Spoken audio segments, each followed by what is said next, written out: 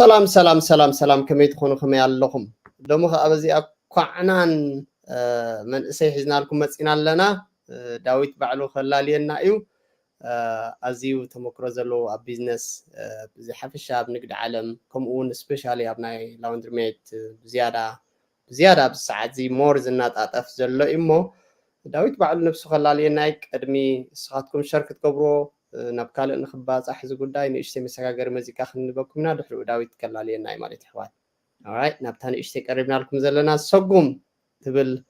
موزيكا كان حلفكم من حوات تدرس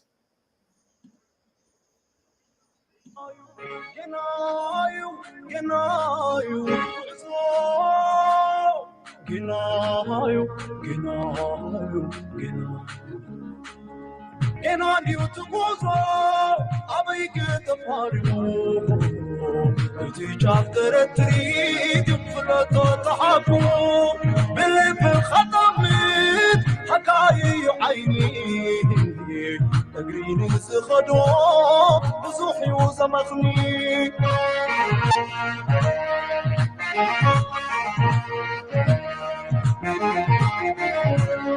لما زايد تصفق الوحيوت من قدي حموت خيز الرد قطع باللخبدي وشتاوي تسقاقا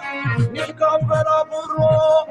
ترديد كيز الرعب بابو برو كلو يبتصاحيو سني تتنغيسو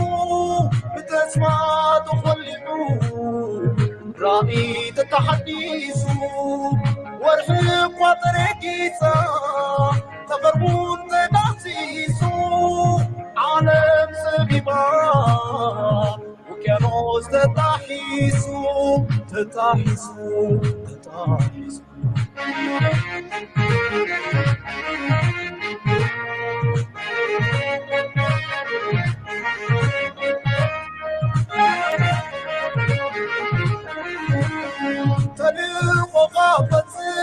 አይትገለጽ ብዝተረፉ ጉቡጋ ግበር አይትጸባጸብ ዝተዓንቀፉ ሰኩም ብጻይ ምስ ሓለፍካኒ ዕረፍቲ ግዴኻ ፍጠር መልክዐኛ ኽለምቲ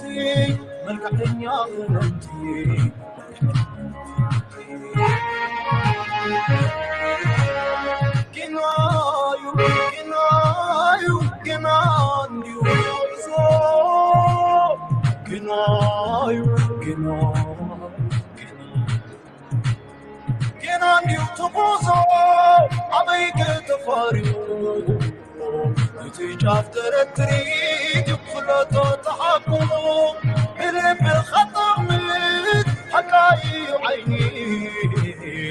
Green is the Hodo, Zuhi was a Makhni.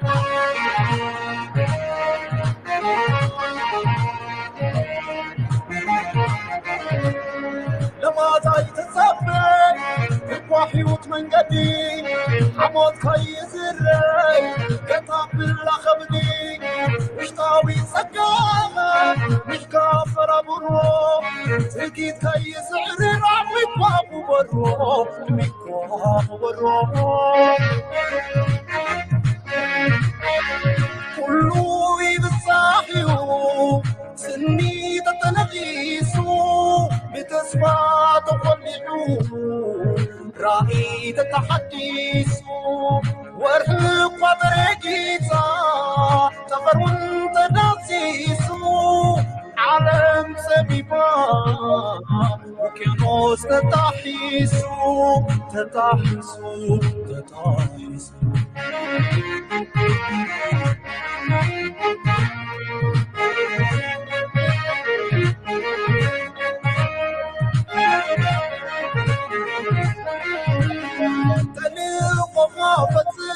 አይትገለጽ ብዝተረፉ ጉቡጋ ግበር አይትጸባጸብ ዝተዓንቀፉ ሰኩም ብጻይ مسحلف قني وعرفتي قدي خافتر قدي خافتر ملكعن يا غرمتي ملكعن يا غرمتي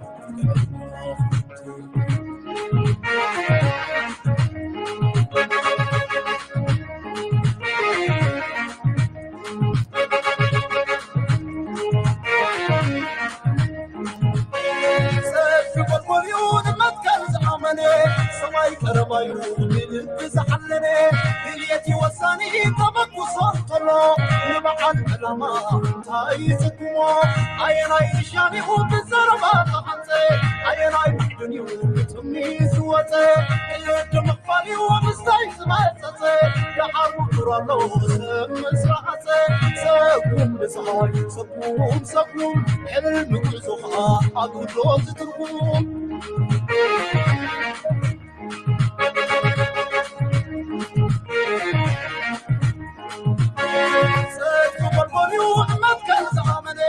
سماي قربايو بلبي زحلني دليتي وساني طبق صوتلو نبعل علما تاي زقمو عيناي نشاني وبزربات خنسي عيناي بعدنيو بتمي سوتي الدم فاني ومستايز ماتتي لحرم كرالو سم مسرحتي سكم بصهاي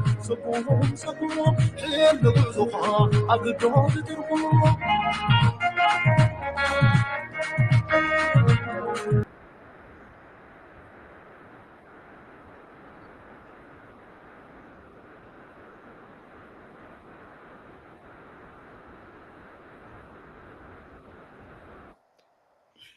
يا تيدروس أين أيرشاني بزرباز تهانس إبلنا تنحي داويتم بزغني داويت ناي حكي እስኪ ምንቕልቕ ኢልካ ከዓ እንታይ ደኣ እዛ ጉዳይ ዳ ትሕፅን ካ ዘለካ መስለኒ ናይ ኣፍሪቃ ኦርጋኒክ ምግብን ጥዑም ኣየርን ኣብ ኣፍሪቃ እየ ዘለኹ ጉድ ኦኬ ቅድሙ ድሓን ናብ ቦታ እስኪ ዳዊት መን እዩ ንእሽተይ ነብስኻ ኣላልየና ናህካ ስፔሻሊ ባክግራውንድ ኣብ ቢዝነስ ዘለካ ኣብ ኤዱኬሽናትካ ያ ንክትምህረና ናብ ሓበሻ ኤዱኬሽን መጀመርያ እንኳዕ ድሓን መፃኻ ኣነ ንስኻን እኳ ነዊሕ ስለንፋለጥ ከምዚ ናይ ስድራ ቤት ጌርናዮ ከይንኸውን ስለዚ ወልካም ተሓበሻ ኤዱኬሽን ዳዊት እስኪ ዳዊት እዩ ንእሽተይ ዕድል ሃበና ብኣ ያ ዳዊት ብርሃነ ትዝግበሃል ኣብ ኤርትራ ይኹን ኣብ ዝተፈላለዩ ሃገራት ኣፍሪቃ ከም ኣካውንታንት ኮይነ ንነዊሕ እዋን ሰሪሐ ዓቅም ዝራብ ኣካውንቲን ስለዝተመደብክዎ ስለዝተምሃርክዎ እምበር ብዙሕ ይስራሕ ኩሉን ኣብ ኣፍሪቃ ምስ ከድኩ ድማ ኣብ ዝተፈላለዩ ሃገራት ከም ኣካውንታንትን ከም ኦዲተርን ከም ቢዝነስ ኣድቫይዘርን ኮይነ ሰርሕ ነይረ ኣብ ኣሜሪካ 2017 መፅአ ምስ ነብሰይ ሓንቲ ቃል ኪዳን ኣትየ ነይረ ኣብዚ ኣብ ኣሜሪካ መፅ ከልኹ ኣብ 40 ሚድ 40 እየ ነይረ ኣብ ኣሜሪካ መፅአ ካብ ሰዓት 9 ንግሆ ሳብ ሰዓት 5 ኣይሰርሕን እየ W2 ወይ ድማ ፔይቸክ ኣይፅበን እየ ኢለ ግን ዳንጋ ዘይብልካ ሰልዲ ዘይብልካ ኣይተብልን ኢኻ ኣጋጣሚ ኮይኑ ኢንተርፕረነር ዝኾነ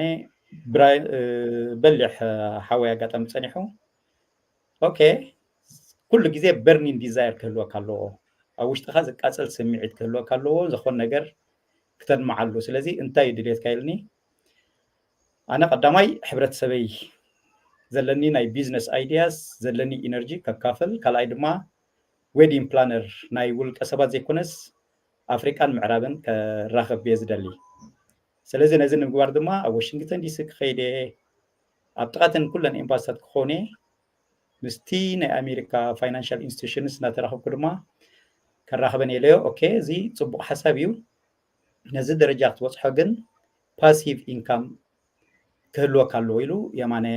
ካብተ ዝገ ዝበሃል ሓወይ የማኽረኒ ካብ ኣፍሪቃ መፂኻ ብፍላይ ካብ በዓል ጁባ ኣብቲ ውግእ ዝነበረሉ እዋን ናይ ጁባ ድማ ኣብኡ ነይረ ምስ መፀኹ ፓሲቭ ኢንካም ገሪ ዝብለካ እቲ ተርምሲ ብዙሕ ዝውትር ኣይኮነን ኦኬ ፓሲቭ ኢንካም ከመይ ኢለዮ ኦኬ ስኻ ትዝሓስቦ ዘለካ ዓብ ነገር እዩ ሕብረተሰብካን ኣፍሪቃን ክትሕግዝ እንድሕር ደሊኻ ባዕሉ ዝሰርሕ ቢዝነስ ክህልወካ ኣለዎ ንዑ ድማ ኣነ ኣብኡ እቲ ቢዝነስ እቲ ይወፍር ስለ ዘለኹ ሕጂ ኣብ ላውንድርማት ዝነጥፍ ካፕተን ሓንቲ ድማ ማናጀር ሰኣን ኩላላ ኣብኣ كأتوا كايلني حجة أكندي ناتي سرحني هون كتسرح الساق شتل كايلني وأنا سلد زبالي باللين $5 يحيز خب أفريقيا متى كم يجري لاوندر خجز خلي ليه نو بأمريكا حنقول مبر جنزب عيد ليه كان يلو أب لاوندر اتيني أبتا لاوندر مسأتوخو قدامي تمعلتي جميرة عسر شو منتوارح أبتا لاوندري يدك سنيره زي أبكال علال حبرت سبنا ككافلو مدلي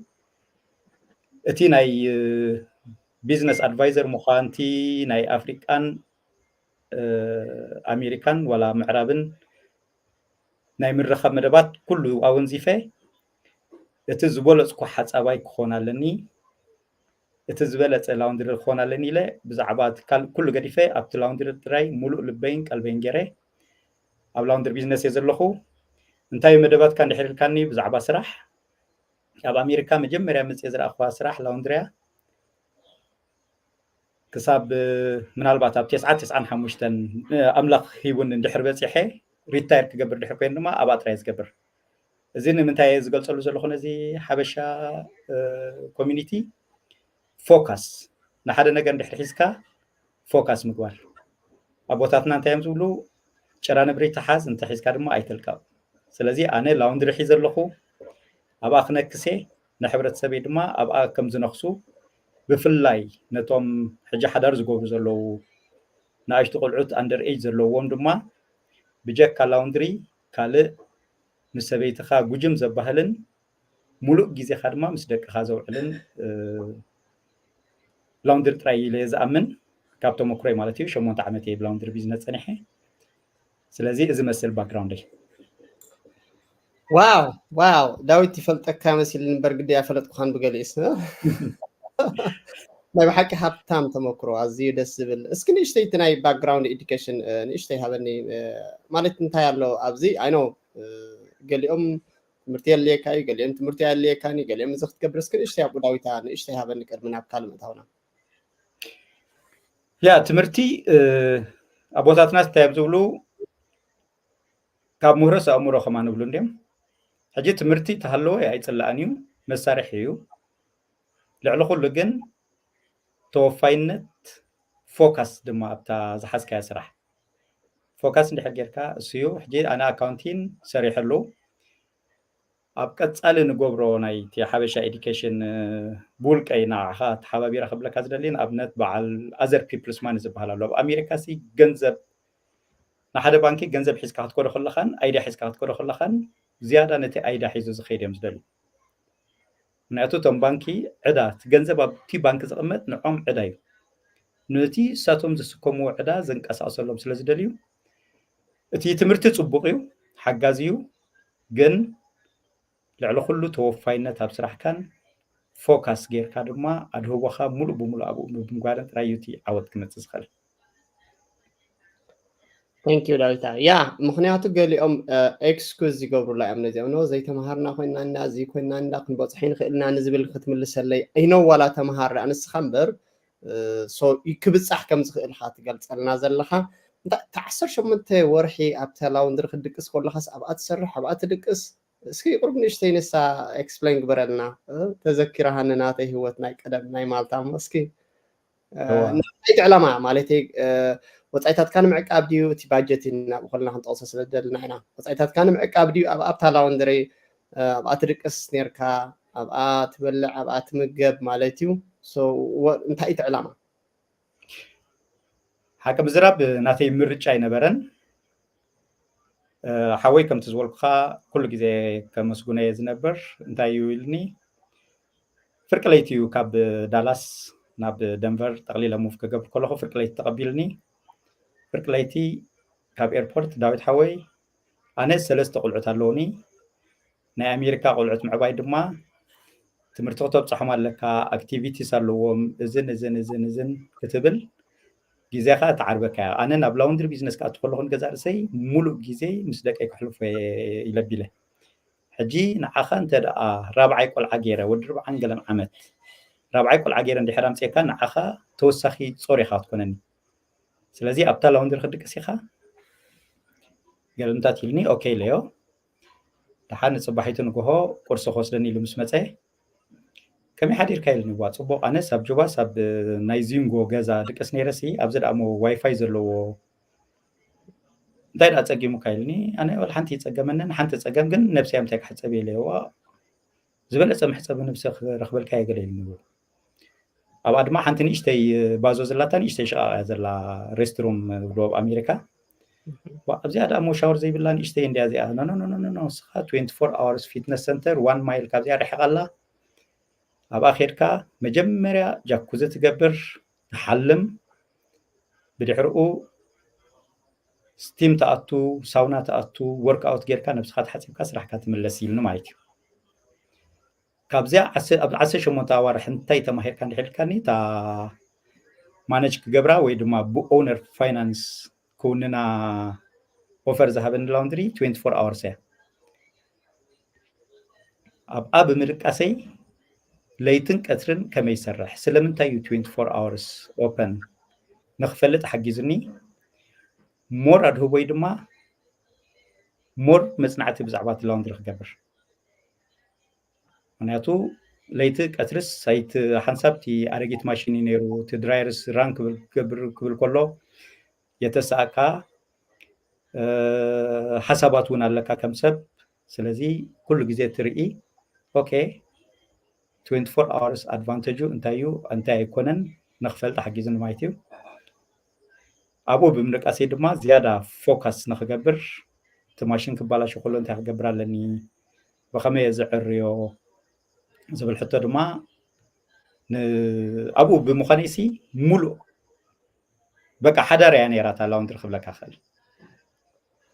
ስለዚህ ዕላማ እዩ ዳዊታ በቃ ናይ ብሓቂ ዕላማ ንዓይ መሊስካ ንቕርብ ኣብ ማልታ ከለኹ ሲ ኣብ ሸቓቕ ይድቅስ ነይረኒ ኦልሞስት 8 ወርሒ 14 ሰዓት የሰርሕ ኣብኣ ናይ ቀትርን ናይ ለይትን ሕጂ ሰሪቕናታ ስርቂ ኣብ ሸቓቕ ይድቅስ ናብ ይወስድ ማለት እዩ ሶ ጀስት ባክ ሚ እቲ ዕላማ እዩ እንታይ ብለና ፀኒሑ ሕጂ ቴድሮስ ኣየናይ ርሻን እዩ ብዘረባ ዝተሃንፀ እስኪ ዳዊት ወርዛሚን እንታይ ማለት እዩ እዚ ናትካ ትብለና ፀኒሕካ እስኪ እዚ ብትክክል እዚ መንእሰይና ይግምቶ ዶ ትብል ይርኦ ዶ ትብል እቲ ጥቕሚ እስኻ ስራይ እቲ ናይ ግዜ ዘይኮንካስ ብሓፊዝ ትነብረሉ ናብኡኻ ዘለኻ ገሊእና ግን ግዜና ኣብ ቲክቶክ ኣብ ፌስቡክ ኣብ ገለ ርእቲ ግዜ ንስኻ ግን ትድቅሰሉ ካይተረፈሲ ቫሊድ እሞ ኣብኡ ብትስራሕ ኢልካ ኣኻ ነቲ ገንዘብ ሴቭ ምግባር እዩ ገንዘብ ሴቭ ምግባር ማለት ከዓ ታይም ኩሉ ዝተኣሰር እዩ እንታይ ክትብለና ትኽእል ንእሽተይ ዳዊት ኣብኣ ያ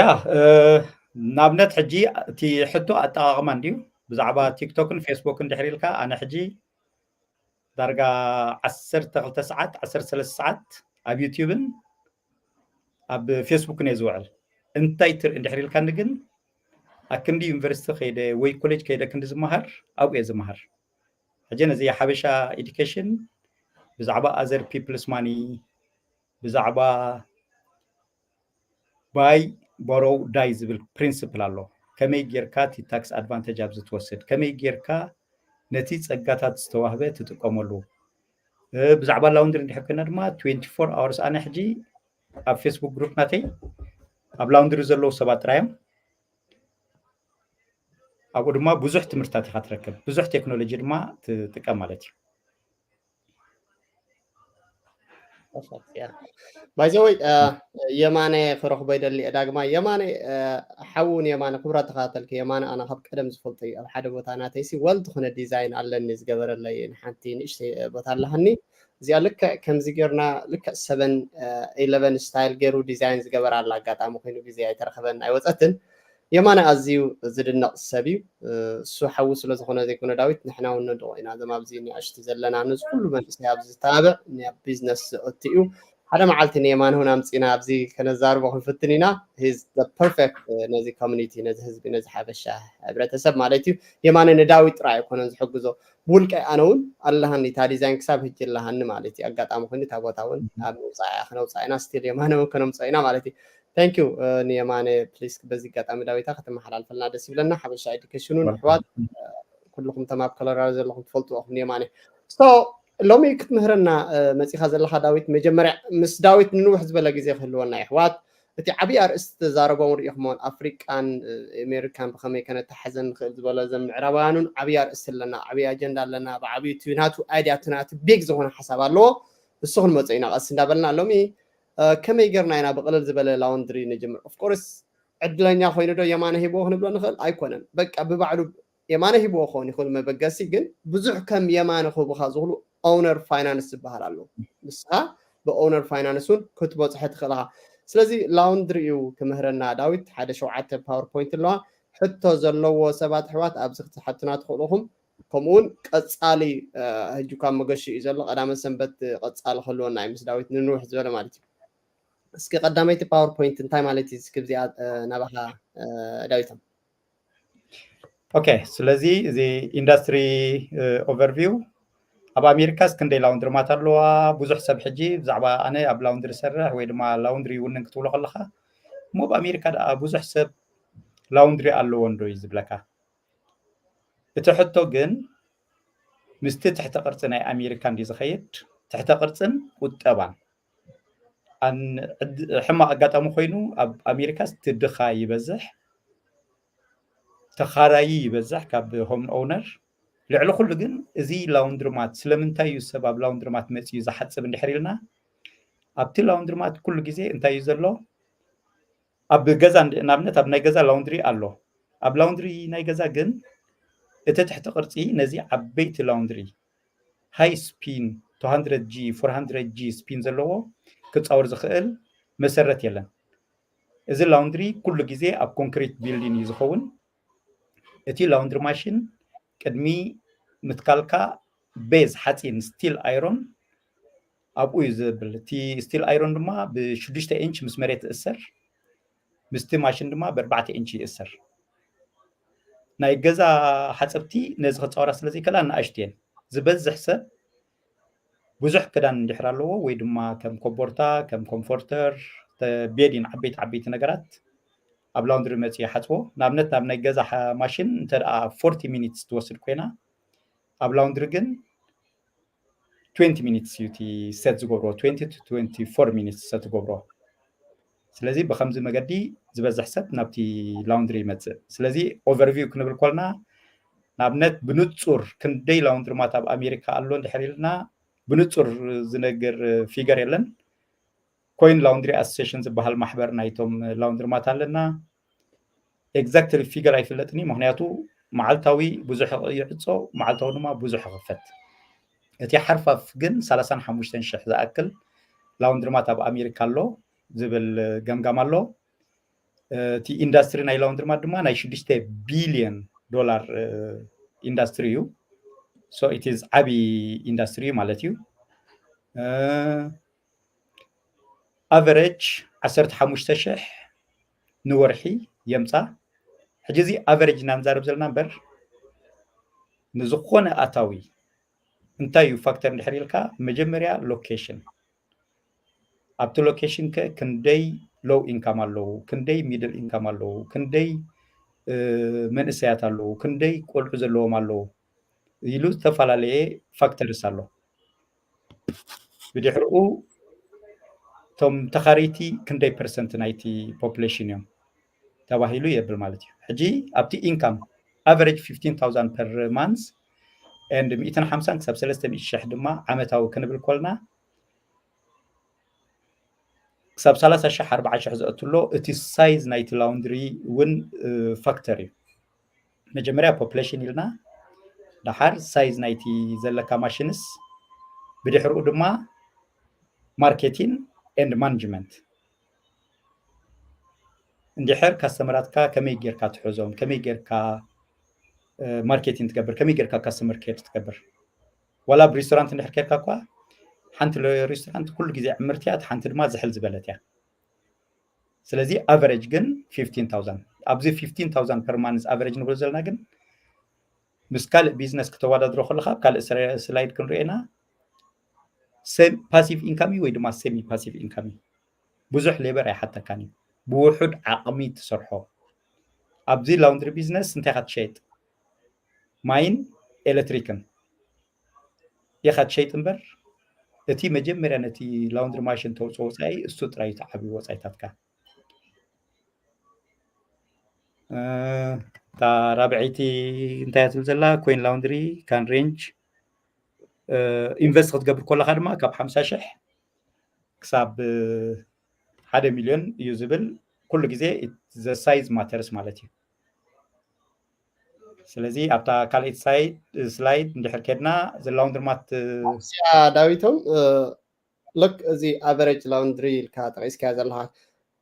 ክሳብ 95 ሳክሰስ እዚ ካብ 20 ክሳብ 35 ሬት ኦፍ ሪተርን can you that explains ግበረልና that's a lot ማዓት ገንዘብ ኢና ንርኢ ዘለና ኣብዚ እዋ ሕጂ እታ ቀዳሚቲ the laundromat industry sees above 95% success rate ንኣብነት ሕጂ እዚ ምስ ምንታይ ካ ተወዳድሮ ላውንድሪ ኢንቨስት ክትገብር ከለካ እቲ ኢኒሻል ኢንቨስትመንት ቀሊል ኣይኮነን ልዕሊ እቲ ኢኒሻል ኢንቨስትመንት ድማ ናትካ ኮሚትመንት ምክንያቱ ቀዳሚት ክትጅምር ከለካ ዲሞግራፊ ኣናሊሲስ ክትገብር ኢኻ እሱ ምስ ገበርካ ሚኒማም ካብ 200,000 ክሳብ 300,000 ንላዕሊ ኢኻ ክተውፅእ ሕጂ እዚ ክተውፅእ ከለካ እቶም ፋብሪካ እንድሕር ዘለቁሕካ ኮይኖም ባንክታት ብዙሕ ኣይፈልጥዎን እዮም ብዙሕ ኣይግደስሉን እዮም ምክንያቱ እቲ ናቶም ኢንተረስት ይኮነን እቶም ፋብሪካ ግን ልክዕ ከምታ መኪና ካብ ዲለር ከድካ ክትገዝእ ከለካ ሙሉእ ኢንሹራንስ ኣትይካላ ኢኻ ዝሸጡልካ ሙሉእ ኢንሹራንስ ምስ ኣትይካላ ድማ ዋላ ተተጋጭወት ዝኾነ ተጓነፋስ ኢንሹራንስ ክሕሰም እዩ እዞም ላውንድሪ እቶም ፋብሪካ ድማ ልክዕ ከምቶም ዲለርስ ናቶም ዲለርስ ኣለዉ ከለቁሕካ ከለዉ መጀመርያ ናይ 15 ዓመት ሚኒማም ናይ 15 ዓመት ሊዝ ክህልወካ ኣለዎ እዮም ዝብሉካ ምክንያቱ ሬት ኦፍ ሪተርን 5 ዓመት 7 ዓመት ኢሎም ሓስብዎ ሶሪ 7 ዓመት እዮም ንሶም ዝሓቱካ እስኻ ግን 15 ዓመት ክትገብሮ ኣለካ ኣብዚኣ ዲስክሎዥር ክእርማ ደልየት ሓሳባት ብዝያዳ ግን ሕጂ ናይ 20 ዓመት ሊዝ ኣለካ ማለት ወይ ናይ 15 ዓመት ሊዝ ኣለካ ማለት ሊዝ ናይ ኮመርሻል ቢልዲንግ ኣይከሰብኩን እሞ ክገድፎ ኢልካ ጥንጥና ቢልካ ትኸይድ ኣይኮነን ስለዚ ኮሚትመንት የእትወካ በዚ መሰረት ናይ ብሓቂ እዩ እቲ ሳይ ዝሕዘካ እቲ ሰክሰስ ሬት ኣሎ ማለት እዩ ሬስቶራንት እንድሕር ኢና ካልእ ሊከር ስቶር ካልእ ቢዝነስ እንድሕር ኢና እቲ ሬት ኦፍ ሪተርን ብዙሕ ኣይኮነን ወይ ድማ ብዙሕ ሌበር ሓተካ ማለት እዩ ብዛዕባ እታ ሬት ኦፍ ሪተርን ድማ 20 to 35% እቲ ስታንዳርድ እዩ እንድሕር ነፊዕካ እንድሕር በርቲዕካ ካልእ ስላይድስ other value added services ካልእ activity እንድሕር ወሲካ ድማ እቲ ክሳብ 40% ገልምታት ክተብል ትኽእል ኢኻ perfect yeah no እቲ ካብ 20 ክሳብ 30 ብጣዕሚ ፅቡቅ ስለ ዝኾነ እቲ ናምበር thanks ዳዊቶ so እቲ ሊዝ ክብል ከሎ ሕዋት ማለት ክራይ ቦታት ካሬዮ ዘለካ ቦታታት ማለት እዩ ፅቡቅ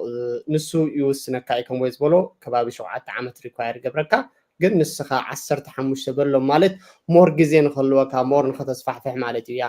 perfect ዳዊት thank you መበገሲ ክሳብ ክንደይ ኣብ ከለካ ድሓን እንተ ዘየልያ ክሳብ 60,000 ኣከባቢ ኣቨሬጅ ከልየና ኢኻልካ ብከምኡ ክንበገስ ንኽእልና ኣማዲልካ ንሓቂ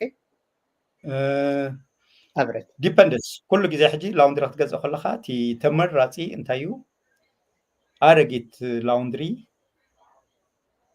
ቶም ሰባት 20 ዓመት 25 ዓመት 30 ዓመት ሰሪሖም ብዝተፈላለዩ ምክንያት ነቲ ቢዝነስ ክቅፅሎ ይደልዩን እና ካብኣቶም ክትገዝኦ ከለካ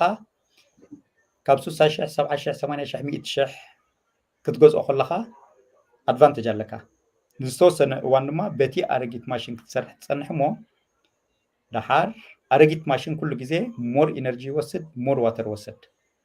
ሞር ድማ ሪፔር ኤንድ ሜንቴናንስ ሓተካ ስለዚ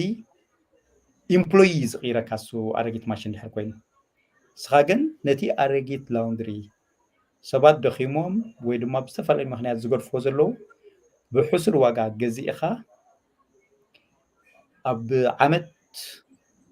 2 ዓመት ድማ ታርጌት ትገብር ኣነ ሪቱል እዮም ዝብልዎ ኣብዚ ብሓድሽ ማሽን ትቕይሮ ብሓድሽ ማሽን ምስ ቀርካዮ ሽዑኡ ኢነርጂ ሴቪን ኣለካ ሞር ታይም ድማ ንዓኻ ይህልወካ ከምሰብ ማለት እዩ ስለዚስ ከባቢ 2 ዓመት ነቲ ማሽን ክትቅይሮ ትኽእል ኢኻ እዋ perfect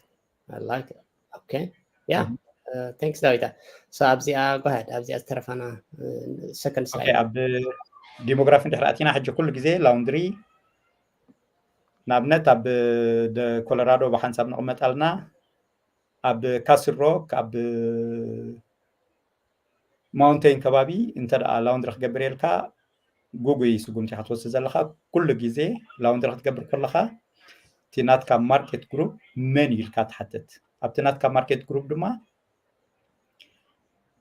لو انكم تارجت كتقبر لك حجي بول كسب دحر كوينو كباب 15 شح انوال انكم زلو انت دا كابل كوينوم دما كبابي تحت 30 شح كنديو حجي تصبو نغرنا امريكان تايو اتي ديموغرافي is public information كلها زيب كود زيب كود زيا كندي population اللوا اب نيويورك اب زيب كود زيا اب اوهايو اب زيب كود زيا ወይ ኣብዛ ሲቲ እዚኣ ክንደይ ሰብ ኣሎ ካብዞም ሰባት እዚኦም ከ ክንደይ ሎው ኢንካም ኣሎ ትሕቲ 20,000 ትሕቲ 30,000 ትሕቲ 50,000 ናበልካ ትሪኦ እቲ ፐርሰንተጅ ክበካዩ ሕጂ ዝያዳ ነዝታት ኣብ ከምኡ ደረጃ ምስ በፃሕካ ኣክንድስኻ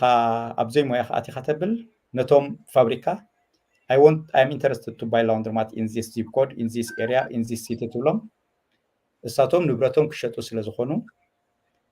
ናትካ ዓወድ ድማ ስለ ዘገድሶም ብሙሉእ እዚ ዲሞግራፊ ዝብል ዘሎ ብሙሉእ መጽናዕቲ ገይሮም ይሕብሩኻ ማለት እዩ ዝያዳ ሕጂ ነቲ ለላህሞት እሞ ነቲ ሕብረተሰብና ናሃቦ ድሕርኡ ኣብ ካልኣይ ኣኼባ እንድሕር ክንመፅእ ኮይንና ሕብረተሰብና ብዛዕባ እዚ ላውንድሪ ተገዳስነት ዘለዎ ምስ ሰበይቱን ምስ ደቁም ግዜ ናሕለፈ ጉጅም እናተባሃለ ባዕሉ ክሰርሖ ሞር ፋሚሊ ታይም ክገብር ንዝደሊ ሰብ መጽናዕ ኣሳይመንት ኾነ ወይና እንታይ ዩቲዩብ ይከታተል ኣበይ ፌስቡክ ዘለው ሰባት ይከታተሎም ምስኹን ሞሬና ብድሕርኡ ድሕሪ ዝተወሰነ ኣዋርሕ ሙሉእ ኣፍልጦ ምስ ተዋህበ ናብዚ ክንመፂና ማለት እዩ ثانك يو ያ ታናይ ዳዊት ኣሳይመንት ሒዝኩማ ዘለኹም ምሓድ እዚ ማለት ኩሉ ሻዕ ዲቴል ክንከይዳ ንኽእልና እዩ ዘሎ ሶ ለላህሞቱ መሃብዩ ድሕርኡ ባዕሉ ክሞር መጽናዕቲ የድልየና ብምቕፃል ሕቶታት እውን ክንመልስ ኢና ሽዑ ኣብ ሕቶታትኩም ኣብቲ ናቱ ውሽጢ ክንከይድ ንቐፅል ኢና እዩ ዘሎ ቴንክስ ዳዊቶም ሶ እንታይ ትጥቕሙ ብሓቂ ጥቕሚ ኣለዎ ከም ትብሎ ዘለኻ ኣነ ጉልበተይ እቲ ኩሉ ከባቢ 15,000 እንድሕር እቲ ኮይነሲ ዓበይ ጥቕሚ እዩ ስለዚ እስኪ ገለ በለና ካብቲ ተመክሮኻ ካብቲ ናትካ ዘሎ ሂወት ማለት እዩ ኣብ ሰዓት እዚ ንስኻ እውን ኣብ ኣፍሪቃ ኣኻ ዘለኻ ኣብ መገሻ ኣኻ ዘለኻ ኣብዚ ዝተፈላለየ ሎኬሽን ብውሕድ 2-3 ላውንድሪታት ኣለካ ሶ ጥቕሚ ስለ ዘለዎ ካብኡ ዘለኻ ሰራሕተኛ ኣይትግደድን እውን ከም ወይ ዝበልካ ኣብቲ ናይ ካልእ ሊከር ስቶር ጋዝ ስቴሽን ካልእ ኣይትሓልፍን ውፃእ ኣይትብልን ካብታ ገዛ ማለት እዩ ሶ እንታይ ገለ ካብቲ ጥቕሚ ሃበና ምስ ናትካ ሂወት ኣተሓሒዛ ብልካ ዳዊቶም ያ እታ ቀዳመይቲ ጥቕሚ ሪተርን ሃይ ሪተርን ኦን ኢንቨስትመንት እዩ ብውሕድ ዓቕሚ ሰብ ሰብኣይን ሰበይትን ጥራይ ኮንካ ክትሰርሖ ትኽእል ሶ እቲ ሪተርን ኦን ኢንቨስትመንት 20 to 35% ኢልና ኣለና ካልእ ሰርቪስስ እንድሕር ወሲኽካ ድማ ክትዕብዮ ትኽእል ኢኻ ክሳብ 40-50% ክኸይድ ይኽእል እዩ እታ ልዕሊ ኩሉ ዝበለፀትን ዝዓበየትን ቤነፊት ድማ ሪሴሽን ፕሩፍ ቢዝነስ ምዃነ ንኣብነት ኣብ ኣሜሪካ ሲ እቲ ሲስተም ኣብ 7 ዓመት ኣብ 10 ዓመት ሳይክል እንድዩ ትቁጠባ ሓፍ ኮፍ ዝብል እቲ ሓደ ፓርቲ መፅዩ ታክስ ለው ይቕይሮ እቲ ሓደ ምስ መፀ ድማ ካልእ ፈጥር ኣብ መንጎ ሽዑ ሃጓፍ ፍጥር ኣብ ነፍሲ ወከፍ 7 ዓመት ከምዛ ፔንድሎም እቲ ቁጠባ ላዕልን ታሕቲ ንብል ማለት እዩ ሕጂ ኣብ ሪሴሽን ግዜ ብዙሕ ቢዝነስስ ይህሰዩ ኣብ ላውንድሪ ግን ሪሴሽን ፕሩፍ ካብቲ ዝኾነ ሓደ ቢዝነስ እሱ እዩ ምክንያቱ ኣብ ግዜ ቁጠባ ቁልውላው ክዳን ሰብ ከርስሕ እዩ ኣብ ግዜ ቁሪ እቲ ዓበይቲ ረጎት ክዳውንቲ ክኽደን እዩ ኣብ ግዜ ቁሪ ድማ እቲ ቲሸርትስ ቅፃል ክቕይሮ እዩ ስለዚ ሰብ ቢራ ምግዛእ ምስታይ ክገድፎ ክእል እዩ ምግቢ ክቕንስ ክእል እዩ ክዳን ምሕፃብ ግን ክተቋርፃ ይትኽእል እያ ስለዚ ሪሴሽን ፕሩፍ ብምዃኑ እቲ ቀዳማይ ዕላማ እዩ ካልእ ሲምፕሊሲቲ ኦፍ ኦፕሬሽን ብቐሊሉ ሕጂ ኣነስ ኣብ ኣፍሪቃ ኣለኹ ጃስት ኣብ ሴልፎነይ ካሜራ እናተኸታተልኩ ኩሉ ኦፕሬሽን ብቐሊሉ የካይዶ ማለት እዩ ካልእ ወርክ ሃወር ፍሌክሲቢሊቲ ሕጂ እዚኣ ንሓበሻ ኮሚኒቲ ኣፀቢቕ ክነፅረሉ ዝደሊ ንኣብነት መጀመርያ ኣብኡ ክድቅስ ከለኹ 18 to 20 hours ኣብኡ ስለ ዘለኹስ ኣብኡ ቴክኒካሊ ዝሰርሕ እየ ነይረ ድሓር ናብ ሓድሽ ማሽን ምስ ቀየርክዎ እቲ ጆብ ድማ ምስቶም መሳርሕተይ ዝበዝሓ ሂስፓኒክ ፖፑሌሽን እዮም ምስኣተን ወርክ ናይ ስራሕ ምትሕጋዝ ገለምታት ምስ ገበርና ሕጂ ለስ ኣወርስ እየ ዝሰርሕ ለስ ኣወርስ ክሰርሕ ከለኹ ግን ኩሉ ግዜ ፎከስ ኣለኒ ምክንያቱ ማሽን ክባላሾ ክእል ዝኾነ ናይ ኤሌክትሪክ ድዩ ዋላ ናይቲ ፔመንት ሲስተም ከቋርፅ ኣብ ዝኽኣለሉ ግዜ ሰዓት 2 ሰዓት 3 ሰዓት 4 ወጋሕታ ዝኸደሉ ኣጋጣሚታት ኣሎ ምስ ካልእ ቪድዮ ተኣሳሲርና ድማ ክነብሎ ኢና ማለት እዩ ስለዚ እዛ ወርክ ሃወር ፍሌክሲቢሊቲ ኣለና ኣብ ግዜ ኤመርጀንሲ ላውንድሪ ማለት ቆልዓ ማለት እዩ ከም ቆልዓ ክትከናኸኖ ኣለካ ግን ሞር ፋሚሊ ታይም ኣለካ ሰዓት 3 ዝኾነ ነገር ተጓኒፉ ግን ይሃፍቱራን ምክንያቱ እሱ ውላድካ እዩ እቲ ላውንድሪ ንገዛ ርእሱ ኣብኡ ዝፍፀም ጌጋታት ኣብኡ ከጓንፍ ዝኽእል ብልሽት ድማ ዓብዪ ናይ ፋይናንሻል ድዩ ዋላ ኮስትሊ ክኸውን ይኽእል እዩ ብጀካዚ ሚኒማም ኢንቨንተሪ ሪኳይርድ ትገዝኦ ሳሙና ትገዝኦስ ትሸጦ እዩ ዋላ ሓንቲ ብጀካ ማይን ጋዝን ኤሌክትሪክን ካብ ሲቲ ተቐቢልካ ነቲ ሰብ ትሸጠሉ ዋላ ሓንቲ ነገር የብልካን it is easy to operate ኩሉ ግዜ ድማ revenue ድማ ኣለካ ስራሕ ኣይትስራሕ ሞር እንድሕር ሰሪሕካ ሞር ኣታው ኣለካ ለስ እንድሕር ሰሪሕካ ድማ ብኡ መንፅር ማለት እዩ ግን ኮንቲኒየስ ኣታዊ ኣለካ ያ ፐርፌክት እታ ቀንዲ ለስ ኢንቨንተሪ ዝበላ ኣሕዋት ለስ ኢንቨንተሪ ኣብኡ ኣብቲ ጋዝ ስቴሽን ሊከር ስቶር ካልእ እንድሕር ከይድካ ናይ 300 ናይ 400 ካብኡ ንላዕሊ ንብረትካ ትሕዝ ዳእምንስ ንብረትካሲ ኣብኡ ኣሎ ገንዘብካ ኣብ ባንኪ ይኮነን ዘሎ ክሳብ 200 300 400 ዳዊት ይፈልጦ እዩ ኣብኡ ይትሓዝ ካሽ እውን ይውዳእካ ይሓፅረካ ናይ ብሓቂ ብጣዕሚ ፅቡቅ ጌራ ትገልፀ እያ ኣይ ኖ ፊል ስለትስማዕ ማለት ታንክስ ዳቪድ ኦኬ ሌትስ ሙቭ ናብታ ሰከንድ ኦኬ ሶ ኢንካም ስትሪም ናቱ እቲ ቫልዩ ኦፍ ኣድድ ከን ዩ ኣብዚ ኣስከቅርብ ቅረፀልና ዳዊት ኦኬ ሕጂ ኣብዛ ኢንካም ስትሪም እቲ ዕላማ ናይ ላውንድሪ ሰባት መፅኦም ሳምንኦም ሒዞም ረሳሕ ክዳውንቶም ሒዞም መፅኦም ሓፂቦም ኣንቂፆም ዓፂፎም ክኸዱ እቲ ቀዳማይ ዕላማ እዚ ግን ኣካል ስለ ዘይኮነ ድሮፕ ኦፍ ሰርቪስ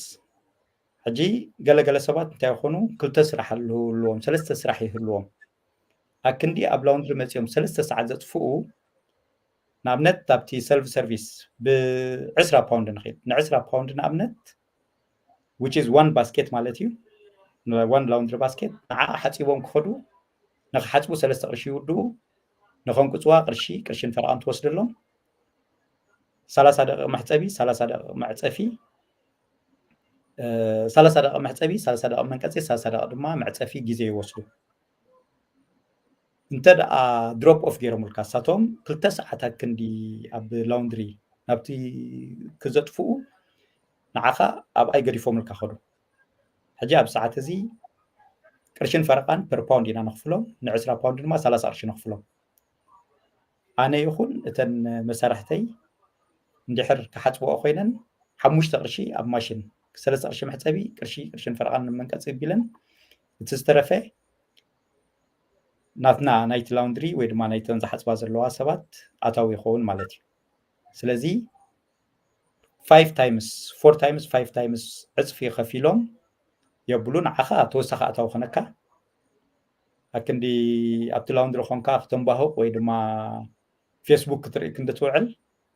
ኣብ ኮፍ ኢልካስ ተወሳኺ ኣታዊ ምሳሕካ ሒዝካ ትኣቱ ማለት እዩ እታ ሚኒማም ዌጅ ናይ ኮሎራዶስ 15 17 እያ 24 ቅርሺ ስሒዝካ ተኣቱ ለኻ ማለት እዩ። 5 ቅርሺ ናብታ ላውንድሪ ምስ ከፈልካ Yeah,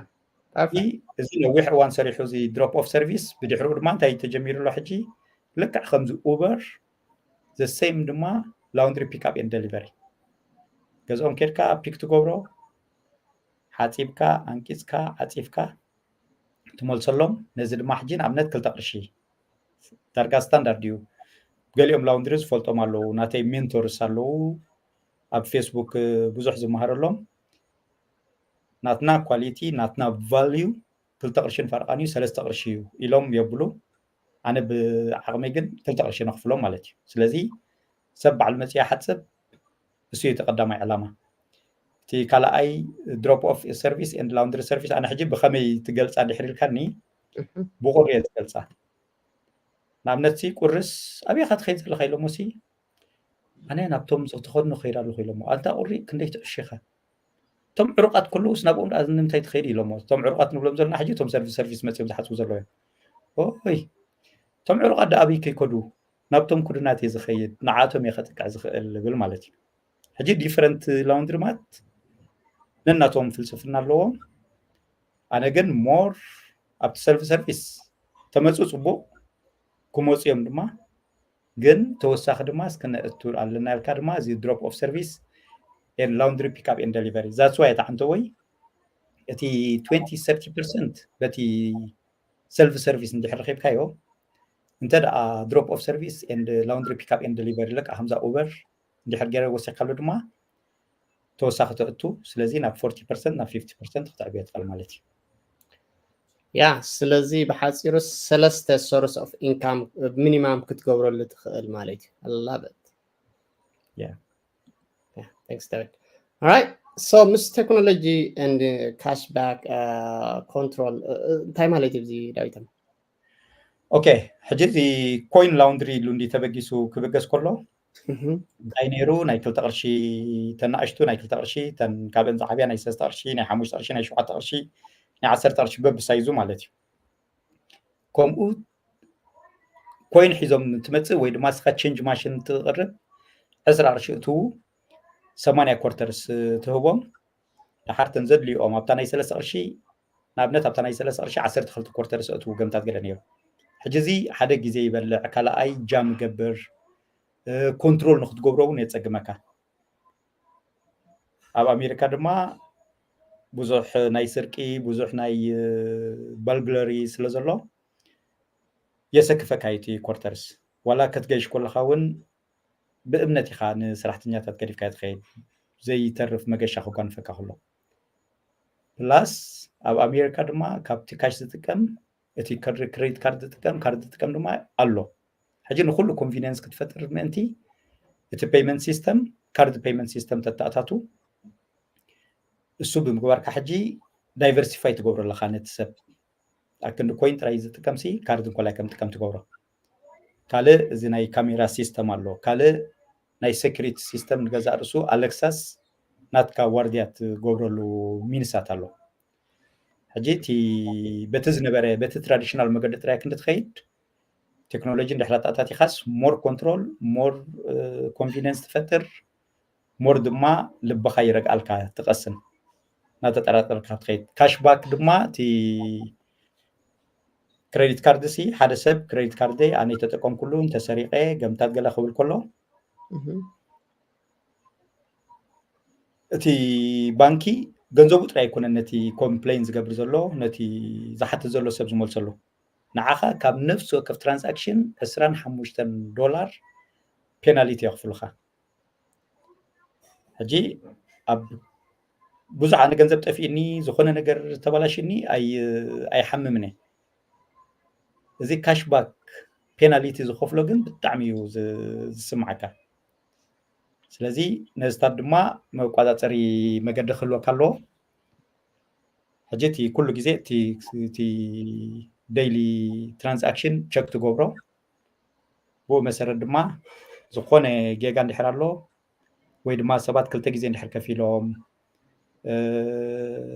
ኣብቲ ሪፖርት ምስ ረኣኸዮ ኣውቶማቲካሊ ኢሜይል ተለዎም ወይ ድማ ቴሌፎን ተለዎም ኣውቶማቲካሊ ሪፈንድ ገይረካ ኣለኹ ቴንክ ዩ ፎር ዮር ሰርቪስ ቴንክ ዩ ፎር ቹዚንግ ኣስ ኢልካ ንእግሪ መገድኻ ማርኬቲንግ ትገብረሎም ሪሌሽንሽፕ ምስኦም ትፈጥር እምነትካ ድማ ትርእዮም ጽቡቕቲ እያ ስለዚ is there any way ማለት ከም ትፈልጦ ናይ ክሬዲት ካርድ ሰሪቖም ክትጥቀምሉ ይኽእሉ is there any way to check the ID system or እንታይ ኣለኩም ብዘይካ እታ ካሜራ I know እታ ግዜ እታ ታይምንስ በታ ካሜራ ክመጻኩም ይኽእሉ እቶም ዲፎልት እንድሕር ኣጋጢሙ ዝኾነ ሰብ ምሰድርኩም ካልእ ዝኾነ ሲስተም ኣሎ ዶ ማለት ሕጂ እንታይ ትገብራልና እቲ ናይ ፔመንት ሲስተም ናትና ኣብ ኣውስትራልያ ዘሎ ንገዛእ ርእሱ ናይ ባንክ ሰራሕተኛ እዩ ሰበይቱ ድማ ላውንድሪ ግበረለይ ፅባሕ ንግሆ እንድሕር ሰጊጎ ምኻስ ደቅኻን ኣነን ኣታው ዘይብልና ከይንተርፍ ላውንድሪ ግበረለይ ምስ ወለቶ ላውንድሪ ገይሩላ ነዚ ቴክኖሎጂ ድማ ሶፍትዌር ዴቨሎፐር ስለ ዝኾነ ናብዚ ኣትዩ ማለት እዩ ሕጂ ካብ ሳፕላየር ኤንድ ክላይንት ሓሊፍና ሲ ናብ ቢዝነስ ፓርትነርስ ገፅና ንኸይድ ኣለና ህንዳዊ ኣውስትራልያዊ ብጣዕሚ ስማርት ዝኾነ ሰብ እዩ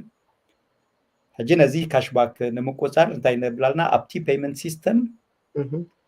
ናይ ግድን ኢሜይሎም ወይ ድማ ቴሌፎኖም ከም ዝህሉ ንገብሩ ኣለና ሕጂ ተሰሪቀ ተቢለ ኢሎም ኮምፕሌን ዝገብሩ ኣውቶማቲካሊ ምሳኻ ኮሚኒኬት ትገብሩ ሕጂ እዚ ወርክ ኢን ፕሮግረስ እዩ ዘሎ ኣብ ቀረባ መዓልትታት ክውድኦ ተስፋታት ንገብር ኣለና ማለት እዩ ነጽቦቲ ናብ ቴሌፎኖም ትገብሩሎም በታ ቴሌፎኖም ኮድ ትመፅም ቶም ኮድ ገራን አፕሩቭድ ይኽእል I like it that's a good idea thanks David okay እስኪ ያ እቲ ኢንካም ንሓንቲ ስቶር ሳይዝ ለሰይ ናይ ሓንቲ 2500 ሳይዝ ስኩዌር ኢንካማ ክሳብ ክንድዚ ብላሎ እስኪ ግለጽልና ዝያዳ ዳዊታ ያ እዚኣ ሕጂ ነቶም ኣብ ላውንድሪ ቢዝነስ ሕጂ ብዙሓት ሰባት እንዲኦም ዝሓቱኒ እዚኣ ድማ እታ ዝበለፀትን ዝቐለለትን እዚኣ ሕጂ ናተይ ምህዞ ዘይኮነት ናይ ኢንዳስትሪ ኣቨሬጃ እዚኣ ሕጂ ፅቡቅ ጌርና ክንገልፃ ኢና ዝኾነ ሰብ ድማ ላውንድሪ ክገዝእ እንድሕር ሓሲቡ እዚኣ ኤክሰል ሽት እዚኣ ኣብ ወረቐት ድዩ ኣብ ኮምፒተር ሒዝዋ ይኸይድ ኣብታ ላውንድሪ ኣነ ሕጂ ንኣብነት ኣብ ዝኾነት ላውንድሪ እንድሕር ከይደ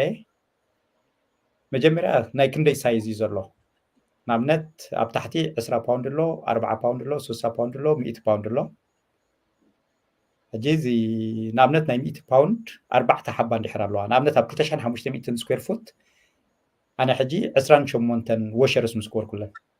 ካልኦት ሰባት ክሳብ 35 ምስ ገበርዎ ኣብቲ ሌይኣውት ኣብቲ ዲዛይን ኣብቲ ፕሮፖርሽን ክንደይ ሓፀብቲ ክንደይ ከም መንቀፅ ክህልወካ ኣለዎ ክንደይ ከፎልዲንግ ቴብል ክህልወካ ኣለዎ ንገዛእ ርእሱ እቲ ሎኬሽን ክትመርፆ ከለካ ክንደይ ሓፀብቲ እንድሕር ኣለዋስ ክንደይ ፓርኪንግ ንኣብነት ሕጂ ፓርኪንግ ዘይብሉ ላውንድሪማት ኣሎ ሕጂ I don't recommend to anybody to buy this kind of laundromat ምክንያቱ ሚኒማም 3 ሰዓት ሰብ ክፅበዩ 5-6-7 ባስኬት ዝሒዙ ካብ ስግር ፅርግያ ጎተት ናበለ ሒዝዎ ክመፅእ ኣይክእልን እዩ ስለዚ እቲ ኩሉ ተኣሳሲሩ ዝኸይድ ዝያዳ ግን ዝኾነ ሰብ ኣብ ሓንቲ ላውንድሪማት ኣትዩ እንታይ ክገብር ኣለዎ ክንደይ ናይ 100 ፓውንድ ኣለዋ ንኣብነት 4 እንድሕር ኣለዋ እቲ ቨንድ ፕራይስ ድማ ንሓንቲ ሳይክል ሓደ ሰብ ክሓፅብ 10-50 እንድሕር ዘድልዮ ኮይኑ እታ ተርንስ ፐር ዴይ ድማ 3.5 እዚ ሕጂ ናይቲ ኢንዳስትሪ ኣቨሬጅ እቲ ኢንዳስትሪ ኣቨሬጅ ሓንቲ ማሽን 3.5 ግዜ ክትሰርሕ ኣለዋ 4 ግዜ ተሰሪሓ ፅቡቅ 5 ግዜ ተሰሪሓ ዝበለፀ 7 ግዜ ተሰሪሓ ድማ ዓበ ኣታዊ ትረክብ ማለት እዩ ስለዚ ሕጂ ናይ 100 ፓውንድ 4 ፒስ እንድሕር ኣለዋ ብ10 ፈረቓን 3.5 ግዜ ኣብ ሓንቲ መዓልትስ 147 በቲ ኢንዳስትሪ ኣቨሬጅ ከእትዋ ኣለወን ኣብ ወርሒ ድማ ብሳሳ መዓልቲ ርቢሕካ ድማ 4400 ንመፅእ ናይ 60 ፓውንድ ከ ክንደይ ኣለዋ 6 ب7 فرقان يوتي افريج بزح لاوندرمات 3.5 سرحن 157 معلتي اتوا حجي زخونه سب زخونه لاوندري نمشط قريبا لا نحتواهيلو كندي تاتو الكانتي شاطي كتحطو يبلكان ابتا رست انت غير يالو don't trust seller data better trust your projection كمزا سلسله تقبر كيدكا ክንደይ ናይ 10 ኣለዋ ክንደይ ናይ 30 ኣለዋ ክንደይ ናይ 40 ኣለዋ ክንደይ ናይ 60 ኣለዋ ተብል በቲ ቨንድ ፕራይስ ኣብቲ ገዛ ትሪኦ ኣራቢሕካ ሽዑቲ ንኣብነት እዛ ገዛሲ ቶታል ወሸርስ 18,000 ተእቱላ ድራይርስ ድማ 25 ወይ 30 ሚእታዊት ናይቲ ኣታዊ ب3 قرش እንድሕር ሓፂብካ ሲ ብቅርሺ ኢኻ ተነቅፅ ብ10 ቅርሺ እንድሕር ሓፂብካ ክልተን ፈረቓን ገምታት ኢኻ ተእቱ ሕጂ እዚአን ጌርካ እቲ ድራየርስ 30% እንድሕር ኮይኑ ከባቢ 5,500 ንመፅእ 26,000 ንኣብነት ኣብዚኣ ትብለካ ኣላ ድሓር ምስቲ ሰብ ዝህበካ እቲ ሰለር ዝህበካ ኮምፔር ጌርካ ተረጋግፆ ማለት እዩ ቢዮንድ ዚስ ግን እንታይ ክትገብር ኣለካ እዚ ምስ ሓዝካ ኣውቶማቲካሊ ናይ 3 ዓመት ዋተር ቢል ካብ ሲቲ ናይ 3 ዓመት ኤሌክትሪክ ኤንድ ጋዝ ቢል ተሓቶ ማለት እዩ ነቲ ሴለር እሱ እንድሕር ዘይሂቡካ forget about the deal forget about the offer ንምንታይ ተሓቶ ንሱ ነቲ ናምበርስ ማለት እዩ ዳዊቶም ናይ 3 ዓመት ኤሌክትሪክ ኤንድ 3 ዓመት ናይ ማይ ካብ ሲቲ ከም ጻልካሲ ከምዚ ናይ ታክሲ ንሓተን ዲ ንምንታይ ተሓቶ ምክንያቱ ሓደ ሰብ 200,000 ዓመት ትሰርሕ 300,000 ዓመት ትሰርሕ እንድሕር ኢሉካ ክሕስወካ ክእል እዩ ናይ ሓንቲ ዓመት ታክስ ሪተርን እንድሕር ሂቡካ ናይ ሓንቲ ዓመት ክሸጣ መደብ ገይሩ ኢንፍሌት ገይሩ ክሰርሖ ክእል እዩ ዋተር ቢል ናይ ሲቲ ግን ክስንዑ ይክእልን እዩ ታንክ ዩ ኤሌክትሪክ ኤንድ ጋዝ ክስንዑ ይክእልን እዩ ሕጂ ቀዳመይቲ እስኻ ስለያ ብስለያ ጌርካ ኣብታ ገዛ ኼድካ እተን ናምበር ኦፍ ወሸርስ ኤንድ ቨንዲንግ ፕራይስ ናተን ጌርካ ናትካ ኤስቲሜሽን ትገብር ብድሕሮ ድማ ናይ 3 ዓመት ዋተር ናይ 3 ዓመት ኤሌክትሪክ ናይ 3 ዓመት ጋዝ ምስ ሓቲትካዮ እሱ እንተደኣ ኢንፍሌት ገይሩ ታክስ ሪተርን ናይ 3 ዓመት ሂቡካ ኣብ ኣርኺብካ ኣለኻ ምክንያቱ እቲ ዋተር ክንደይ ጋሎንስ ኣብ ወርሒ ክንደይ ጋሎንስ ኣብ ዓመት ትወዲኡ ክንደይ ከኸፊሉ ሽዑሱ ናብዘን ማሽንስ መቂልካ ክንደይ ከም ዘእተወ ክትፈልጦ ትኽእል ኢኻ ፅሩይቲ መትሓዚት ያ ፅቡቕቲ እያ ምክንያቱ ናይ ኤሌክትሪክ ናይ ማይ ናይ ጋዝ ክሕሱ ይክእልን እዩ ሶ ታክሲ ግን ክሕሶ ይክእል እዩ ከምወ ዝበልካዮ ብኡ ጌርካ ኢኻ ትገብር ዋው ታንክ ዩ ዳዊቶ እስኪ ክመልሰካ ንእሽተይ ኣብዛ ስንጥረጅ እዚ ሳይዝ ኦፍ ወሸር ክብል ከሎ 100 ኤልቢ ማለት 60 ኤልቢ 40 ኤልቢ እቲ ዝሕዞ ክብደት ማለት ድዩ ኤግዛክትሊ ሕጂ ንኣብነት ናይ 20 ፓውንድ ትብል ሕጂ እዚ ኣላ 20 ፓውንድ ንኣብነት 2 ሎድስ ማለት እዩ 2 ሎድስ ድማ 2 ባስኬት ማለት እዩ እዚ ላውንድሪ ባስኬት ኦኬ ሕጂ ስለምንታይ ንኣብነት ናይ 40 ፓውንድ 12 ኣለዋ ምሽ ሕጂ ኩሉ ግዜ እቲ ፕሮፖርሽን እንታይ ክትገብሮ እቲ ናይ 40 ፓውንድን ናይ 60 ፓውንድን ሞር ሰብ ይደልየን ንስ ኣብ ሰሙን ኣብ 2 ሰሙን ኣብ 10 መዓልቲ እንዲኦም መብዛሕትኡ እዋን ዝሓፅቡ ስለዚ እክብ ኣቢሎም ኣምፅዎ ሕጂ ኩሉ ግዜ ተን ናይ 100 ፓውንድ ሕጂ በቲ ሳይዝ ንኣብነት ኣብ 1500 ስኩዌር ፉት እንድሕር ኮይኑ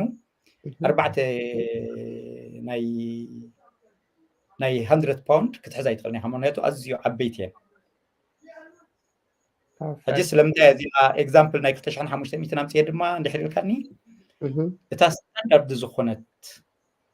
ንኣብነት 1500 ስኩዌር ፉት እንድሕር ኣለካ ሲ ኣዝዩ ንእሽተ እዩ እንተ ደኣ ንኣብነት ኣነ ፐርሰናሊ 5,000 4,000 ስኩዌር ፉት ምስ ዓቕመይ ክኾን ይኽእል ኣይፎቶን እየ ንኣብነት ኣብ 4,000 ስኩዌር ፉት 4 ወሸርሳ ክንዲ ዝገብር ንኣብነት ኣነ ከም ዳዊት እቲ 4 ማሽን ኣብ 2 ላውንድሪ ኣብ 2 ሎኬሽን ገይረ ካብ 2 ኢንካም ምርካብ ይመርፅ ማለት እዩ I like it. That's a good concept by the way. እዚ ኣብ ካልኡ ናብ ካልእ ቢዝነስን ብዙሕ ብከምዚ ኣነ ንዘራረብ ኢና ካብ ዓባይ 10 ስኩዌር ፊት 2 ወይ ከዓ 3 I like it. That's a good idea. So እዚ 2,500 ስኩዌር ፊት ማለት ኣሕዋት እቲ ዓቐን ናይታ ቦታ ወይ ከዓ እታ ትካርያ ዘለኻ ቦታ እስኪ ብከለካ ዳዊቶም ናይ 2,500 ስኩዌር ፊት ኣን ኣቨሬጅ ክንደይ ይኸውን ረንት ዲፔንድ በቲ ዘለካ ተመክሮ መብዛሕትኡ እዋን ዳርጋ ቅርሽን ሕጂ ካብ ሲቲ ናብ ሲቲ ይፈላለዩ ንኣብነት ተኸታተልቲ ናይ ዝመደብ ኣብ ኒውዮርክ ኣለዉ ኣብ ፍሎሪዳ ኣለዉ ኣብ ዳላስ ኣለዉ ኣብ ደንቨር ኣለዉ ንኣብነት ኣብ ደንቨር እንድሕር መፂና ዳርጋ ቅርሽን 50 ቅርሽን 75 ፐር ስኩዌር ፉት ዳርጋ ናብ 4,000 ገለ ገጽ ኸይድ ሕጂ ኣብዚ ድማ እንታይ መረዳእታ ኣድልየና ኣብ ኮመርሻል ቢልዲንግ እንድሕር ኮይኑ እቲ ረንት ኣሎ ኣብ ርእሲ እቲ ረንት ድማ ኮመን ኤሪያ ሜንተናንስ ኣሎ ስለዚ እቲ ኮመን ኤሪያ ሜንተናንስ መብዛሕትኡ እዋን 70 ሳንቲም 80 ሳንቲም እዩ ንኣብነት ኣብ ደንቨር እቲ ረንት ድማ ስለዚ ኣብ 2500 ስኩዌር ፉት ዳርጋ ናብ 4,000 ክሳብ 5,000 ይመጽእ ማለት እዩ ግርም ያ መልሰክ ስቲል ኣብዚ ኣዳዊተም ቴንክ ዩ እዚ እቲ ኳንቲቲ እዩ ዝብል ዘሎ መስለኒ ስለዚ 4 ማሽን 6 ማሽን 12 ማሽን 6 ማሽን 28 ማሽን ማለት እየን እዚኣተን እዚአን ወሸርስ እየን ከዓ ድራየር ኣይኮናን ሓቂ ዶ ኖ እዚኣተን ወሸርስ ጥራየን ሓፅባ እየን ሕጂ 28 ወሸርስ እንድሕር ኣለካ ክንደይ ድራየር ክህልወካ ኣለዎ 30 ፕላስ 32 33 ተለካ ተመራፂ ክኸውን ማለት እዩ እስኪ ዳዊቶም 28 ወሸርት ልውካስ 13 ዋላ 30 ገለተን መንቀፂ ካብ 30 ንላዕሊ መንቀፂ 30 ካብ 30 35 ተለካ እቲ ሳይዝ ናይቲ ላውንድሪ ድማ ይውስነካ እዩ ማለት እዩ ስለዚ ካብተን ዝሓፅባስ ዘመንቀፂ ክበዝሕ ኣለዎን ማለት እዩ ምክንያቱ ስለምንታይ መሰካ ኩሉ ግዜ ክትሓፅቦ ከለካ heavy closes, light closes, and delicate بحنسب يخد حسبه. تكون كل خاجن أنسولان زود تفعل عليه كداونتن delicate كداونتن ببينو غير كاتن كوت إخات تمرز ولا تي كداونتن جزار سو تاجلو delicate low dry air dry ونبلكها حجي air dry زبل انتحراب كسياتي خيو disaster يو كقاصله كاون خل مالتي اچا well yeah still حوات حتتات اللي كن اشتكن ملسينا موداتا ግን ዳዊት ንነዊሕ ምሳና ስለዘለኒ ዝሓይነብል መጨረሻ ሓንቲ ኣለሃና ሓንቲ ናይ ዴሞግራፊክ ኣናላይዝ ናብኣኹም ከይድናሞ ታግዜና ኣሎም ዓንቲ ክንውዳእና ምስ ዳዊት ግን ቀጻሊ ምሳና ብዛዕባ እዚ ብዙሕ ይኽምህረና ሕዋት ስቲል እውን ዓቢ ፕሮግራም ኣለዎ ኦኬ እዚኣ ክንመጽእ ኢና ዳዊቶም ሕዋት ሕቶታት ተልዩ ንቅድመ ሓደ ሓደ ክንምልስና ኦኬ ዴሞግራፊክ ኣናላይዝ ኢልካ ኣብፂኻልና ኣለኻ ዳዊት እንታይ ማለት እያ ሕጂ ኩሉ ግዜ እቲ ላውንድሪ ክትገዝእ ከለካ ሲ ስለ ዝደለካ ወይ ድማ ኣብዚ ቦታ የድሊ ኢልካ ይኮንካ ትገዝእ ንኣብነት መብዛሕቶም ናይ ላውንድሪ ካስተመርስ ኣብ 2 ማይል ሬድየስ ኢኻ ታርጌት ትገብሮም ሕጂ ኣብ 2 ማይል ሬድየስ ክንደይ ላውንድሪማት ኣለዎ ክንደይ ኮምፒቲሽን ኣለዎ እቲ ኮምፒቲሽናት ካኸ እንታይ ዓይነት ኳሊቲ ሰርቪስ ኣለዎም እንታይ ዓይነት ሳይዝ ኣለዎም እንታይ ዓይነት ማሽናት ኣለዎም ፕራይስ ናቶም እንታይ እዩ ርኢኻ ምስቲ ብዝሒ ኣወዳዲርካ ኢኻ ናብቲ ኣናሊሲስ ተኣቱ ሕጂ እዚኣ ስለምንታይ እዚኣ ጥራይ ኣምፅያ ዘለኹ demographic analysis of zip code A0231 ንኣብነት እንድሕር ኢልካ مع ኣዳታ ይኽመፀካ ክንደይ ቆልዑት ኣለዉ ክንደይ ብኢትኒክ ክንደይ ፃዕዱ ኣለዉ ክንደይ ፀለምቲ ኣለዉ ክንደይ ሂስፓኒክ ኣለዉ ክንደይ ኤሽያንስ ኣለዉ ብኣታዊኦም ብዕድሚኦም ብደረጃ ትምህርቶም ካብዚ ኩሉ ተፀሚቑ እዩ ሕጂ እዚኣ ተቢላ ማይቲ ሕጂ እዚኣ እቶም ፋብሪካታት ንኣብነት ኣለዎም ኣነ ሕጂ ኩሉ ግዜ ኣብ ላውንድሪ ሓስብ ከለኹ ወይ ድማ ሓደ ቦታ እንድሕር ፖቴንሻል ኣሎ ተባሂለ ኣውቶማቲካሊ ነቶም ፋብሪካ ንኣብነት ኣነ ሕጂ ስፒድ ኩዊን ዝበሃል ብራንድ ዝፈቱ ምስኦም እየ ዝሰርሕ ንዓቶም ኣይ ኣም ኢንተረስትድ ኣብዚኣ ዚፕ ኮድ ድብሎም ንሶም ዲሞግራፊ ኣናሊሲስ ገይሮም ንኣብነት 18,000 ኣብ ሰሙን ክትሰርሕ ትኽእል ኣብዚ ከባቢ ኢሎም ንኣብነት ሓንቲ ኣብነት ዝሃቡኒ ማለት እዩ ሕጂ ኣብታ ከባቢ ድማ 3 ላውንድሪማት ታሓንቲ 1.5 ሚልዮን ኢንቨስት ዝተገብረላያ ታሓንቲ 1.2 ሚልዮን ታሓንቲ ድማ 800,000 ስቲል ምዚኦም ኮምፒቲሽን ከሎ ክሳብ ዛ ላውንድሪ እዚኣ ሲ ክሳብ ከምዚ ኣታዊ ክትረክብ ትኽእል እያ ኢሎም ኮንፊርሜሽን ይቦምኒ ሕጂ ሳቶም ንገዛእ ርእሶም ኣነ ሕጂ ብኣቶም ጥራይ ለቃሕ ክወስድ እየ ዝደሊ ብዛዕባ ከመይ ጌርካ ካብኦም ትልቃሕ ድሓር ካብኣቶም ተለቂሕካ ኸ ከመይ ጌርካ ናብቶም ዝሓሹ ባንክታት ተቐይሮ ኣብ ካልእ ኣርእስቲ ፅቡቅ ጌርና ነብሱ ዝኽኣለ ዓብ ርእስቲ ስለ ዝኾነ ክንዛረረብሉ ኢና ሶም ግን ስለምንታይ እዮም እዚኣ ዲሞግራፊ ኣናሊሲስ ገይሮም እዚኣ ገይሮም ሱቕ ኣይኮኑን ዝብሎ go ahead we are interested ክብሉካ እዮም ወይ ድማ ይፍትሓላ ክብሉካ እዮም ሕጂ ይፍትሓላ ምስ በሉካ እንድሕር ስኻ ኖ ኣነስ ክሳደይ ንኸራብ እዚኣ ተዘይገበርኩ እንድሕር ኢልካ ኣብኣ ትስሕና ማለት እዩ ናይ ባዕልኻ ኖ እዚኦም ሱቕ ኢሎም እዮም ኣነ በቃ ላውንድሪ ክገብር ኣለኒ ኢልካ እንድሕር ኣቢልካ ኣብኡ ከለካ ኩሉ ግዜ ኣብ ዝኾነ ቢዝነስ ክትገዝእ ከለካ ትዕወት ክትገዝእ ከለካ ድማ ዓወትካን ክሳድኻንሲ ኣብቲ መጀመርያ ትገብራ ዲል እያ ትምርኮስ ሕጂ እዚኦም ከለቁሑካ ከለዉ ናትካ ዓወት ናቶም ዓወት እዩ ከለቁሑካ ከለዉ እንታይ ኣሚኖም እዮም ዘለቁሑካ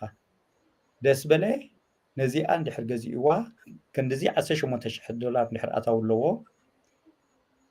ናቱ ኤክስፐንስ ድማ 60% ወይ 70% እንድሕር ኮይኑ 30% እንድሕር ኣለዎ ገንዘብና ክምልስልና ኢሎም እዮም ዘለቁሑካ ዛትስ ዋይ እዚ ዲሞግራፊ ኣናሊሲስ ባዕሎም ዝገብሩልካ እሶም ነዚ ክገብሩ ከለዉ ድማ ሶፍትዌር ናይ ዘለዎ 6,000 ከፍሉሉ ንዓመት 2,000 ከፍሉ እሳቶም ዓበይቲ ኮርፖሬሽንስ እዮም ካብቶም ዓንዲ ሕቆ ናይ ኣሜሪካ ዝኾኑ ማኒፋክቸርስ እዮም ስለዚ ንሪሰርች ኤንድ ዲቨሎፕመንት ገንዘብ ወፅኦም በዚ ዘውፅኦ ገንዘብ ድማ እዚኣ ገይሮም go ahead ብሉካ ወይ ድማ ርግእ በል እዚኣ ኣይተዋፅን እያ እብሉካ ማለት እዩ ሕጂ መብዛሕቶም ኣብ ላውንድሪማት ፌል ዝገብሩ ሰባት ኣነ ዝዕዘቦም ገንዘብ ስለ ዘለዎም እቲ ገንዘቦም ይኸልዎም ባዕሎም ኢንቨስት ይገብሩ ስኻ ግን ፋይናንስ ዝገብረካ ባንክ ሲ ፓርትነርካ እዩ ክሳብ ከፊልካ ወዲእኻ ታይትል ናባኻ ክሳብ ተቐይሮ ብናይ ባንክ ገንዘብ ትሰርሕ ኣለካ ወይ ድማ ብዙም ናይ ብዙም ፋብሪካ ገንዘብ ትሰርሕ ኣለካ ናትኩም ፓርትነራትካ እዮም ፓርትነራትካ ድማ ክኸስሩ ኣይደልን እዮም ስለዚ ከምዚኣ ጌርካ ተብሎም እዚኣ ሕጂ ኣብ ቀፃሊ እንታይ ክንገብሮም ኢና ነዚ ሓበሻ ኮሚኒቲ እዚኣስ ካብ ምንታይ መፅያ ድማ 5 ገፅ ኣላ እንታይ ገብሮ ማለት እዩ ሕጂ እንታይ ከማኽር ዝደሊ እንታይ ክብል ዝደሊ እዚ ላውንድሪ ቢዝነስ ኣብ ኣሜሪካ ዝስራሕ ኣሎ የዕሩኽተይ ንኣብነት ኣብ ፈረንሳ ኮይኖም ስኢሎም ኣብ ፈረንሳ ላውንድሪማት ርኢና ኣብ ጊሰን ጀርመን ዓርኪ ኣሎ ቢንያም ሽሙ ከምኡ ሪሰርች ግበር ከምዚ ግበር ኢላ ኸማን ምኽርን ሓሳባትን ይህቦ ነይረ ማለት እዩ ስለዚ ኣብ ኣሜሪካ ጥራይ ኣይኮነን ኣብ ዝተፈላለዩ ቦታታት ክህሉ ክእል እዩ መፅናዕቲ ግን የድልዮ So anyway ብዛዕባ እዚኣ ክንመፅእ እኒና እዚኣ ኣብ ዓባይ ኣርእስቲ ከምፂኻ ዘለካ ብሓፂርስ ከምዚ ፍራንቻይዝ ኣይኮኑን ፍራንቻይዝ ከምዚ ንበዓል 7-11 ንጥቀመሉ ፍራንቻይዝ ኣይኮኑን ኮይኑ ግን መፅናዕቲ ገይሮም ባዕሎም ኣይኮነን I like it more ብዛዕባ እዚኣ ክንከይድና that is most important እንታይ ሕጅስ ከም ወይ ዝበልካ ንዓኻ ንውሕስነት ውንሲ ኦኬ ክንዲዚ ገርና ክንዲዚ ገንዘብ ክንበካ ንኽእልና እዚኣ ገዛ ባዕሎም ኣፅኒዖም ከም ተዋፅ ምዃና እዮም ፈሊጦም ባዕሎም ዝብካ ጋረንቲ ዝኾነ ነገር ማለት እዩ ኦኬ ከና ወይት ሲዳት እዚኣ ናይ ብሓቂ ዓባይ መግለፂ ኢና ሶ